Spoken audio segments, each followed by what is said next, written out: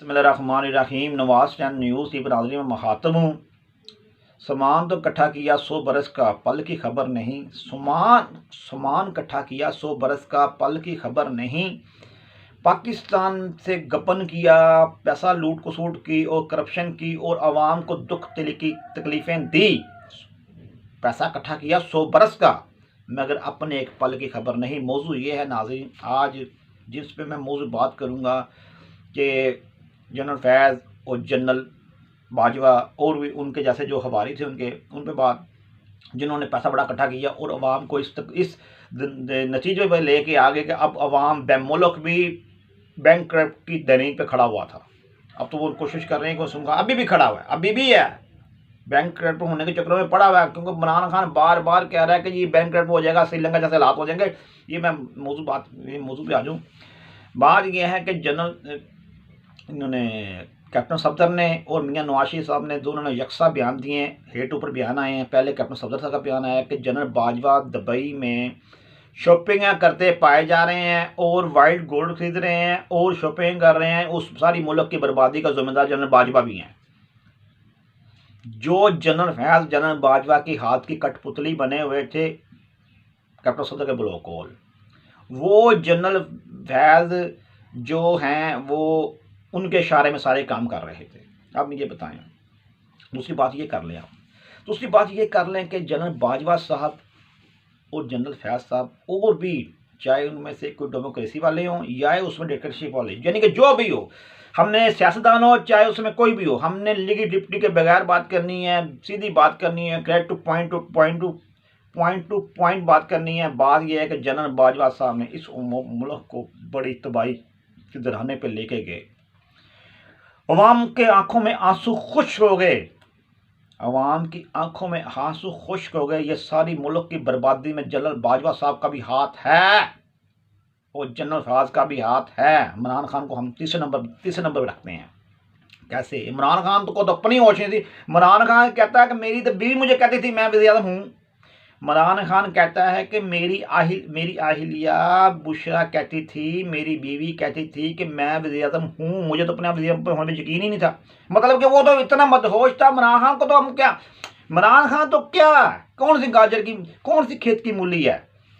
इमरान खान किसी खेत की मूली नहीं। ये सारी मैनेजमेंट, सारा प्लान जो कर रहा था वो कर रहा था जनरल बाजवा। जनरल बाजवा साहब, मेरा पहला कॉन्टेक्ट किए, मैंने किया सामान तो जनरल बाजवा साहब आपने इतना जबरटू इकट्ठा किया मुबीना तौर पे, मगर यकीनी तौर पे कहने का मेरा हक बनता है, मगर सबूत इंशाल्लाह सामने आ जाए। क्यों? सहाफ़ी गिरफ्तार हुआ है, आपकी असासे थे उसकी फ़ैल बना रहा था वो सहाफ़ी। फ़ैल मतलब कि उसके सबूत उसके पास पड़े हुए थे, वो अब वो बेचारा गिरफ्तार हुआ है, उसको पकड़ के अंदर कर दिया हुआ है। वो आपके खिलाफ जो बात करता है उसको पकड़ के अंदर करने की कोशिश करते हैं। अब ये बताएं मुझे, वो सहाफ़ी को अंदर किया हुआ है, वो करप्शन के आपके केस बाहर लेके आना चाह रहा था, उसको पकड़ के अंदर कर दिया। जनरल बाजवा साहब, रहना रब दा नाज है, कोई नहीं गल रहनी बात है। रहना किंदा नाम है? रहना अल्लाह दा नाम है। जनरल बाजवा साहब, जनरल फैज़ साहब, मैं जब ना ख़त्म होने वाली ज़िंदगी में आप दाखिल हो जाएंगे, जो ख़त्म ना होने वाली ज़िंदगी है, वो जिन्होंने खुदकुशियाँ की हैं, बेरोज़गारी से तंग आके, जिन्होंने अपने मकान उनके चारे गिरा दिए गए, उनके मकान गिरे हैं, जिन्होंने भूख, जिनकी बेटियों के रिश्ते टूट गए हैं सिर्फ ना जहेज देने की वजह से, और कई लोग तकलीफ दर्द से कड़प में रहे हैं। मैं कहता हूं जब ना ख़त्म वाली ज़िंदगी में दाखिल होएंगे, फिर उसके बाद आपका योम हिसाब शुरू होगा। जब योम हिसाब शुरू होगा फिर क्या नतीजा मिलेगा, ये तो बात मैं बताऊं। ये तो एक दुनियावी ज़िंदगी है, पैसे की हबस, पैसा कमाना या पैसे की तलब करना कोई बुरी बात नहीं है, वो अच्छी बात है। बेहतरी की, अपने आप को बेहतरी पे लजाना वो अच्छी बात है, मगर पैसा किसी मजलूम माशरे में दर्द तकलीफ दुख दे के गबन करना और अवाम अपने आप को फ़िरौन समझना, फ़िरौन भी तो फ़िरौन से बदतर, वो फ़िरौन तो डायरेक्टली खुदाई दावा करता था ना, तो वो तो गया जहन्नम वासे जहन्नम। जो इनडायरेक्टली खुदाई दावा कर, खुदाई मतलब कि समझे, हम कहते थे जो हम कहेंगे वही होगा, मतलब कि अब जो हम कहेंगे वही होगा। नमरूद, फ़िरौन, सदात, करौन और यजीद, उनकी हिस्ट्री में जब भी हिस्ट्री लिखी जाएगी उनका नाम बुरे लफ्ज़ों में लिया जाएगा।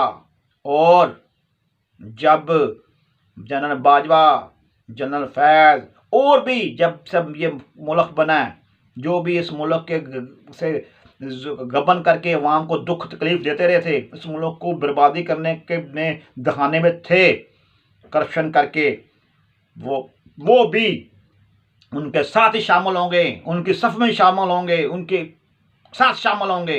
बात सीधी है। जनरल फैज़ साहब जब कब्र में कीड़े चक्कियाँ काटेंगे, मैं तो कहता हूँ कीड़े भी नहीं खाएंगे, ये ताफन की बदबू उठेगी। मैं कहता हूँ रोज़ पाक का मरीद हूँ, हज़रत पीर की औलाद नहीं हूँ, बुजुर्गों से प्यार करता हूँ। अल्लाह कहते हैं ना, हम अल्लाह से प्यार करते हैं, अल्लाह की बनाई मखलूक से भी प्यार करते हैं। जो मखलूक हो,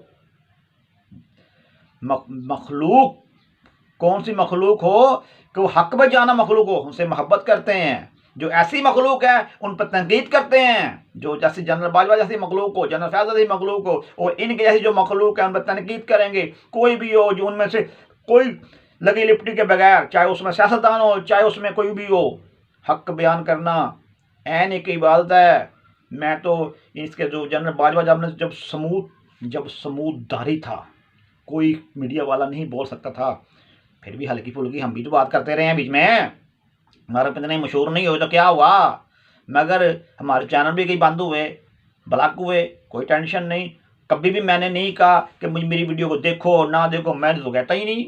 कहने का मकसद ये है कि मैं अपने हिस्से की एक क्षमा जला देता हूँ, उस पर चाहे कारवा बने चाहे ना बने, चाहे कारवा बन जाए, मुझे उसकी कोई परवाह नहीं है। मैं तो जो मेरे दिल में होता है मैं वो बयान कर देता हूँ।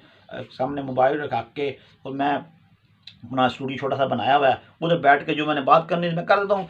अब इस मुल्क की बर्बादी के ज़िम्मेदार जनरल बाजवा साहब और जनरल फैज़ साहब और इमरान खान के साथ जो हवारी और इमरान खान और भी जड़े भी, चाहे वो नून लीग में हो चाहे जिधर भी हों, वो भी उनके फ़िरौन की सफ़ में शामिल होंगे, क्योंकि जो डिक्टेटरशिप करते रहे हैं, जो जुल्म का बाज़ार इन लोगों ने गर्म किया, आवाम को दुख तकलीफ़ और दर्द में मुतला किया।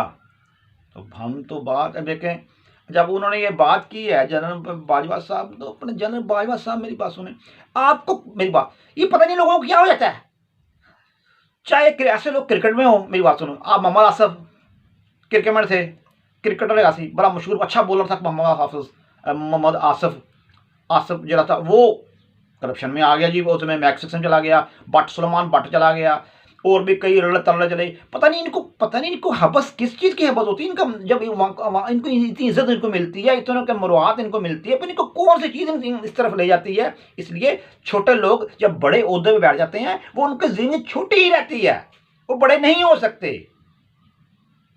ये बात हकीकत है। जब इनको मुराद इतनी मिली, जब इनके पास कुछ भी नहीं था, ये शुक्र अदा नहीं करते हमारे पास इतना हो गया, हम आवाम को, यानी कि जो जब पौधा छोटा होता है ना वो फूल नहीं देता, जब पौधा बड़ा होता है वो फूल देता है। तो ऐसे ही ये कांटे वाले पौधे थे, जब छोटे थे ये तभी कांटे थे इनके अंदर, जब ये इतने तनावर हुए भी कंडे ही रहे, ये नहीं फूल बन सके।